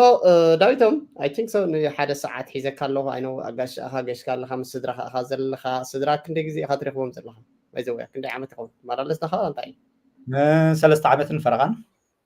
3 ዓመትን ፈረቓን ያ ስለዚ ስቢግ ክንደኻ ዝኾን ቆልዑ ርኤ ቴንክ ዩ ኣግባስ ማለት እዩ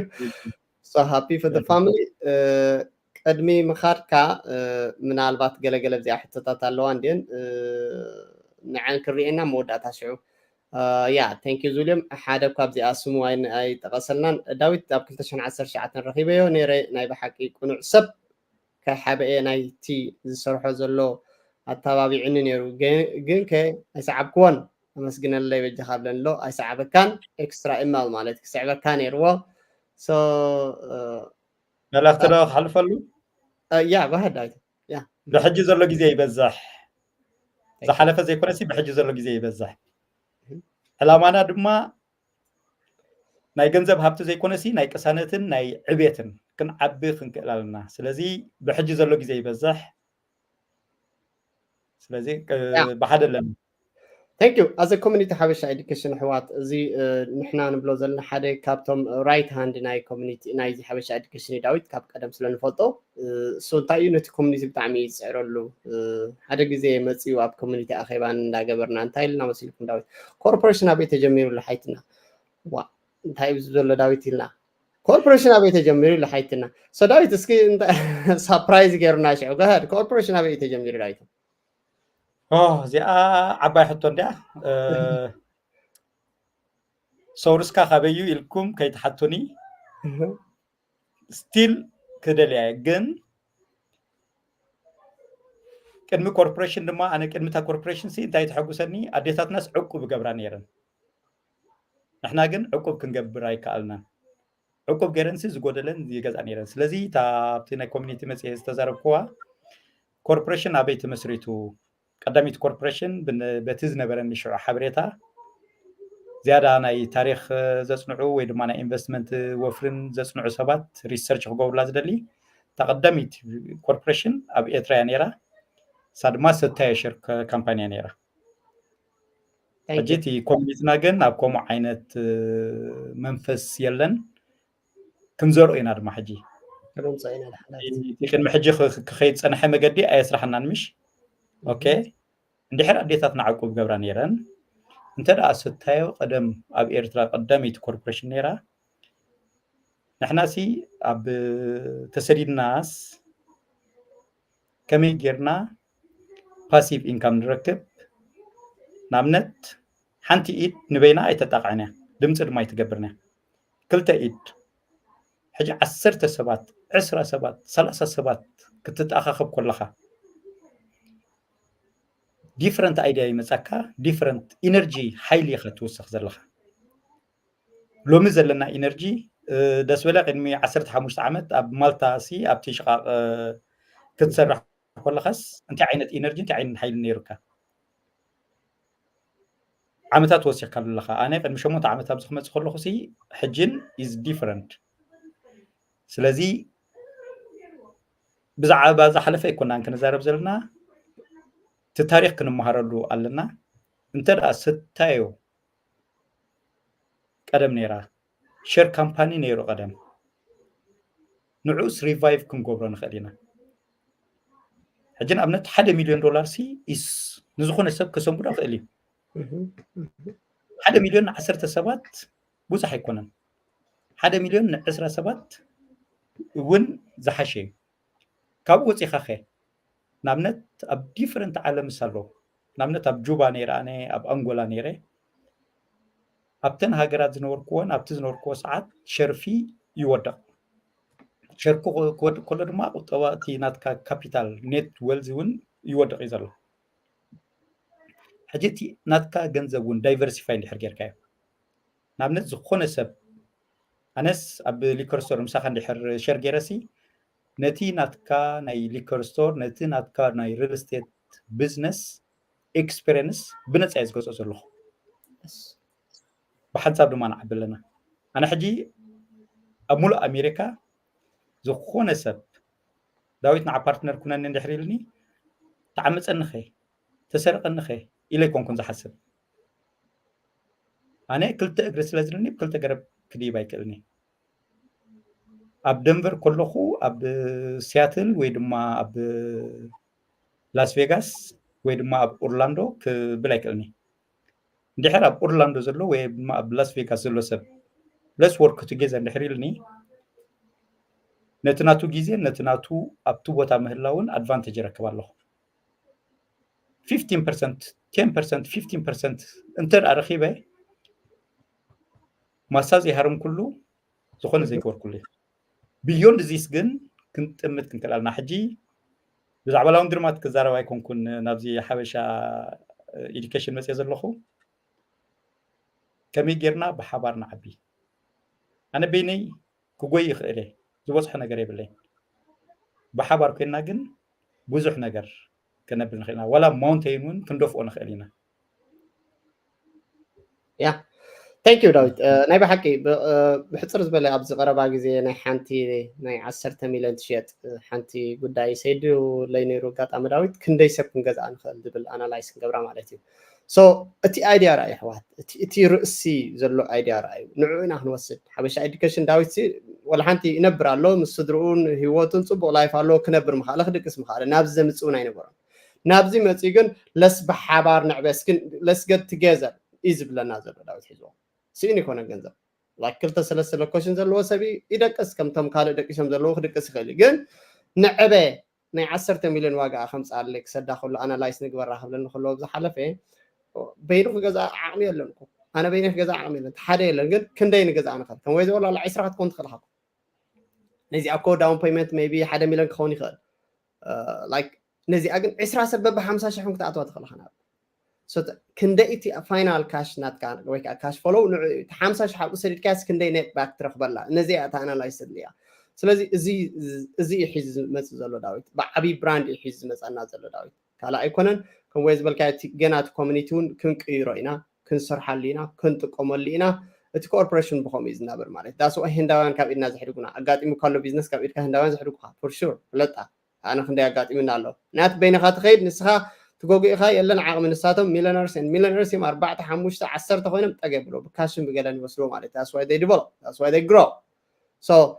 thank you David او بزح كنزاربنا دحن بزح كتمهرنا اخا خاب تمكرخا حبتام زونه تمكرخ لك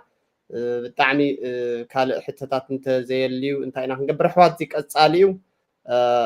بتعمي قصاليو thank you كتم هجي جوينت قبرنا زلهم سو داويت اموداتا تبلون تحراليكا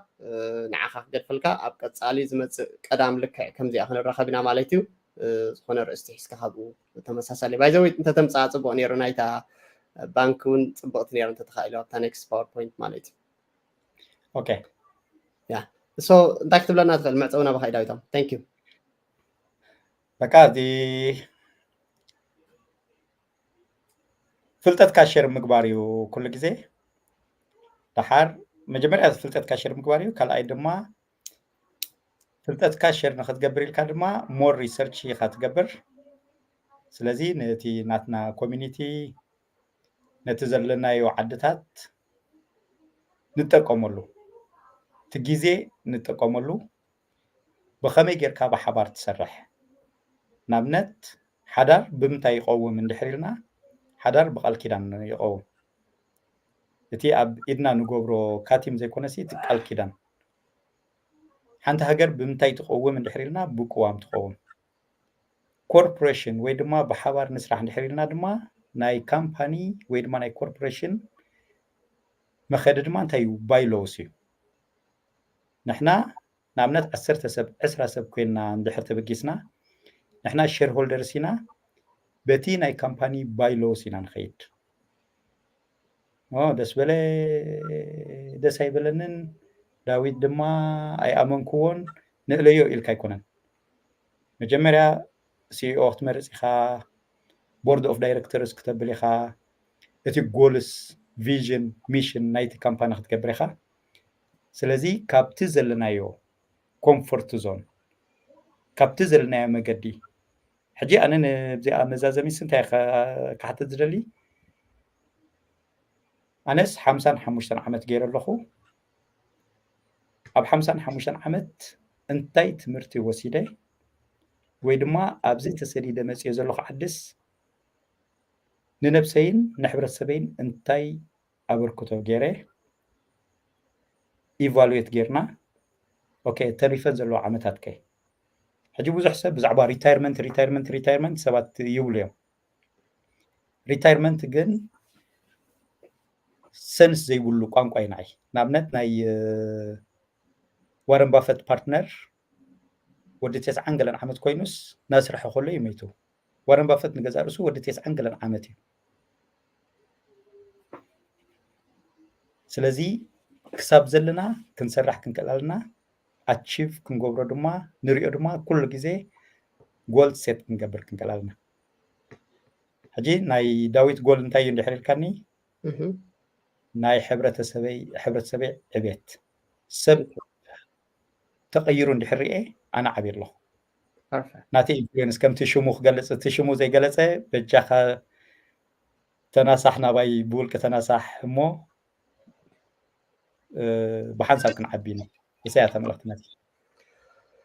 yeah it's a big vision داويتم thank you ناي بحق إذا خاص نصرح لينا حبش education أبزي focus نجبرينا تزقات من نازل له أمي دعونا حوات فتنا ونايكونا كيف تنا أتوزل لنا حدا إيفنت للمو حدا عبي إيفنت بقول يوم توني نسأل حكا واي نوت نزيع عمنا هنقورين خلل ذكرت خنكا دكتور يمان حدا جزيسي بانكون كوب على هنقورين خلينا تم سبات أنتم من سيات قبلنا ذكرت خون خداوي بانكي تبانكي نبع ناسي تي بانكنا وناي بعنا small bank كذاب كلتا 250 شيء كوه بانك كوه جمرة أولها so why do just other people's not guide كومنو مالتي سلزي بزح idea إذا الحوات داويت أبغيس وزلوا حساب أب كلنا أبزي community كل حم دسيبلاني جن كم يكسر حلينا كم يخيد أب كأسألي كم زتي لينا كم داوي زعم سلو نابز جوين كم قبرون كم فتنا ده شعو كن فترة عن خدنا تابيجن تكاد so بزح هذا اللهم ناي داويت information تلفونه قالت بلني دحين نجزيو أب كأسألي خنا بقول حوات بقول كي نعيب فيسبوك نحسيتكم لي بقول كي صدركم خلي يعني داويت مالتي فيسبوك أبزي public قبرك أيدل النجزي بقول كي نحسيتكم لي بيت فيسبوك بقول كي صدركم خلي قال كاب داويت تمكره خبكم خلي جوكم مجش عايز الله مع السكبة وقت ملص على جولاي 4 كملسي كاب جولاي 5 تلفوني 24 hours open يا thank you انت لو درمايتي سلازي اب افريقيا زلو اب اوروبا زلو تي بلاس تي تايم زون ريخم تبيلكم صبوت تزيكونا جن I'm open to talk بقى دحان دحر جولاي 4 أكبابي almost ناكل تسومن قالنا أكبابي نزلنا شعو ألسن I know he's our type of analyst حدا قالونا أبزي نفعت مالتيم تقاتلتين كله زريو بزعبازي ستاكران كالي يخون so contact ورني دحان كسدل كان داوت and thank you so much thank you داوت أبقى تسألي زمت قدام يرخبنا سلام بلنا نسدران قحب وسكا I hope حدا معك بالسلام نرخبه من نري أمن دايتم thank you thank you okay alright right تخذت حدث education أب thank you so much أب كتسألي تمام كلاس كلوناي أب زمت مس داوت مس زمت قدام كلوناي صباح كخال program حسنا خدمتينا thank you everyone